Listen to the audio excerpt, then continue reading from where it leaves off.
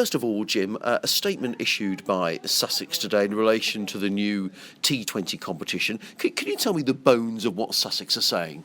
Yeah, in essence, we fully accept that there are some issues within the game, specifically the decline in participation in recreational cricket, which mirrors other sports, and also the lack of interest amongst a lot of young people in cricket. So we understand that, and we're doing a lot within the county to address that. For example, we're increasing provision in coaching in primary schools from 40% to 70% within the next few years.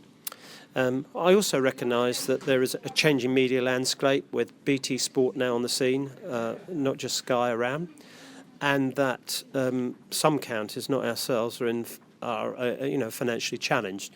So we understand all this. But what happened was the ECB decided that there were 5 options of looking at the T20 tournament going forward, and at a meeting we had with the counties and the ECB last week, they very heavily suggested an option of a new city franchise.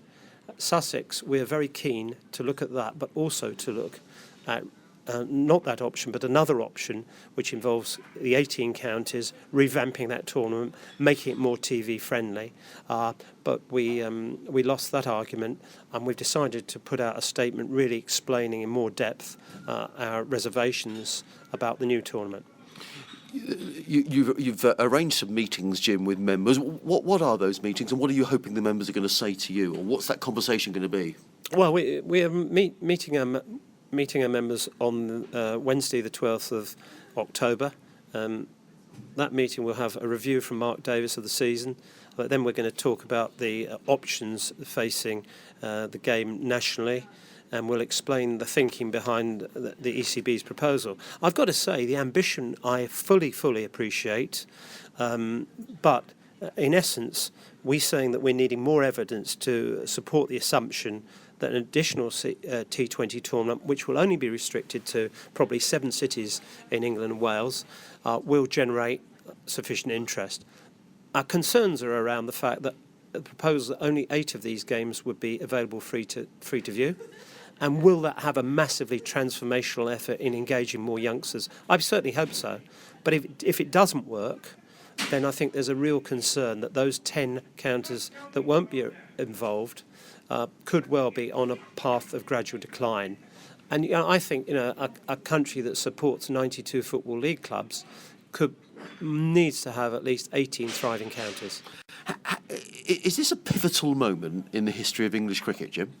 Well, I think actually English cricket is remarkably robust. I mean, our national games going very well. The T20 audiences have gone up from 650,000 on trajectory to 1 million. So lots of good things are around. And actually the funny thing is that every few years we seem to have a pivotal moment, but county cricket is very resilient. What I would say is I think you're right, it is a very, very important moment, and we're up for change. This county is one that has often been at the forefront of innovation. We're not just saying we're stick in the mud, but what we do need is better market research and much more evidence to prove to us that this is going to have the impact that the ECB think it will. That being said, Jim, there were only 3 counties who voted against the proposals, we understand, Sussex being one of those. Are Sussex a bit of a lone voice in this? I don't believe so. I believe that many counties, particularly those ones that are not likely to host the tournament, have got reservations. And in fairness to the ECB, they're not saying that this proposal has been agreed. What the ECB has said is we need to do a lot more work on this. So, for example, just some of the factors are what will happen to players, what names and brands will the teams be, will the new T20 tournament and the pricing of it have a negative impact on the NatWest Blast, and so on and so forth. So there's an awful lot of work to do, and I'm sure if you speak to many chairmen or chief executives of the counties that they have reservations, I think I'm just being a bit more vocal. And they had a chance to express those reservations, Jim. They haven't done so yet. Are you saying perhaps they wish they had done?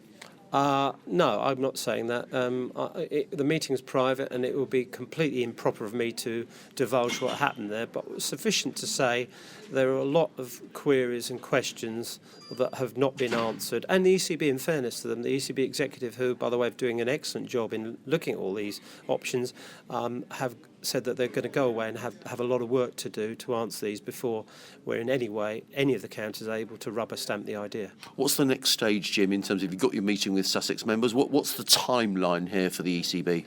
My understanding is that the next ECB board meeting, which is I think it's on the 18th of October, is going to agree to the direction of travel. And thereafter, I'm sure there'll be a lot of very, very detailed study and negotiation to see whether this is a viable tournament and whether it really is the best way forward.